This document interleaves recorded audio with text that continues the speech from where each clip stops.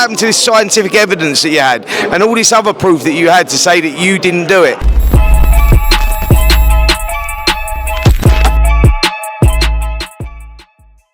This is Jonathan Angriffith, Pro Boxing fans, joined by Spencer Oliver. Spencer, a lot of people can't pick it tomorrow night. What's your mindset going into this? Well, this is it. It's all an opinion, isn't it, going into this one, because Fabio Wardley's the proven guy and Frazer Clarke's the unproven. Yes, he's got that amateur pedigree and, you know, he's achieved what he's achieved. He's had 8 fights, looking to become the quickest ever to win a British heavyweight title. That's some achievement on its own, but he goes in against a proven champion. You know, last time out against David Adelaide, where he picked up the Commonwealth title as well, he put in a solid performance, showed that he can go through the gears, through the levels, and that probably makes him start the favourite. We've not seen it from Frazer because we've not seen someone force that out of him maybe, but tomorrow night we will see that. So this is all about, like, you've got to go with Fabio Wardley starts as the favourite because he's proven, and we haven't seen that from Frazer. Yes, he's got the pedigree and whatnot, but we haven't seen whether he can get into those penultimate rounds, 10, 11, 12, whether he can bite down on gumshoe, whether when the physical side leaves, he's got the mental strength to pull himself through. He says he has. So if we see that, we've got a classic fight, man, because I know that Fabio has got that. He's proven that. He's been rocked a couple of times and he's been out to weather the storm, hold himself together, keep his shape. So it's a fascinating fight, man. It's a great fight. I'm really looking forward to it. If this goes past halfway, who do you reckon it's going to suit more? Well, it's a difficult one again to say, isn't it? Because I think that Wardley we've seen there before, and Fabio and Clarke we haven't. So you go, well, it would favour Wardley because he's been there. But Frazer, you know, he's got a wealth of experience in the amateur ring and everything else. The amateur boxing, professional boxing, 2 totally different things.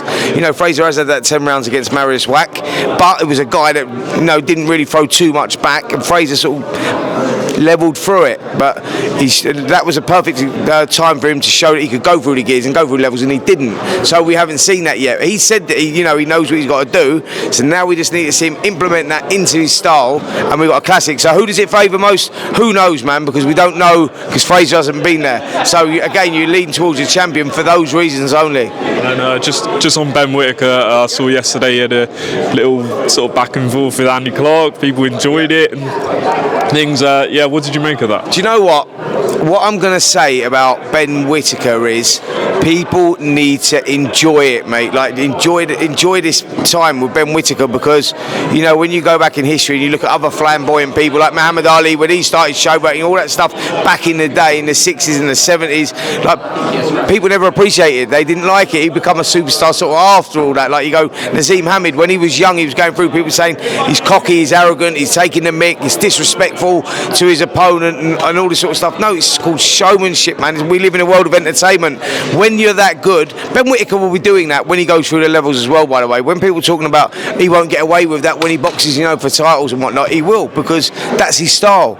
You know, like, he does all that, and the reason he does all that is because he gets into the mind of a fighter. He changes a fighter's mindset. Once he's doing all that cockiness and everything else, all of a sudden the fighter's got a game plan, and bang, the game plan goes and he thinks, right, I'm going to do you. Falling into the trap, boom, you get hit and you get taken out. So it's very clever what he does. He plays on the mind, man, and that's a big part of the game. It's not just about the physicalities, it's about the mind and the psychological side as well. And all that clowning around, that's what he does. It gets into the opponent's head. So I think we just got to enjoy the ride with Ben Whittaker, because outside of boxing, he's a lovely guy. He's a lovely, respectful guy.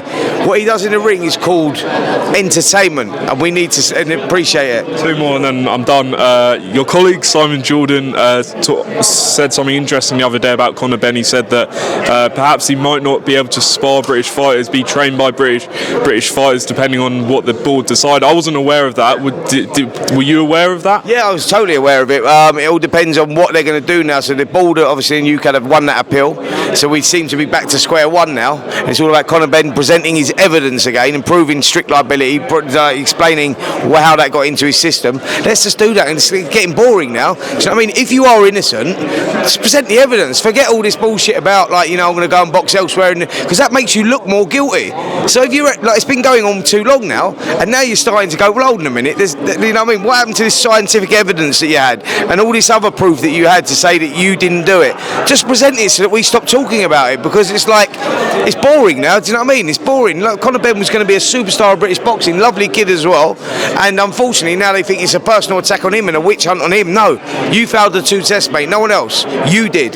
So you prove your innocence and let everybody move on, because otherwise it leaves a stain on boxing. And we're talking about this because we're talking about the health and safety of boxers, and and we're talking about boxing as a whole. The respect of the sport. We don't want drug cheats in the sport. So if you fail 2 tests, like Dillian Whyte, he failed that test. He went underground, went and done it, proved his innocence. And once he proved his innocence, they lifted the ban and great, but he done it the right way. This has all been way too public, and it's not a witch hunt against Conor Benn. It's because of his reactions towards the others. When you say, "Look, mate, you got to prove your innocence," all of a sudden everyone else is getting the blame in it, and the focus is getting directed everywhere else. Let's focus on the 2 failed tests and proving your innocence on that. Once you've done that, we can all move on.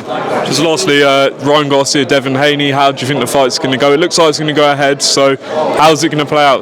Yeah, do you know what? You got to go with Devin Haney. I don't know really where Ryan Garcia's head's at right now. That's the worrying thing. You go like, there was a time there. You go, well, this kid needs looking at a little bit. He's like, the erratic behaviour on social media was a little bit too much. And some of them posts you just look at and go, I don't think he's in a mental state to box now.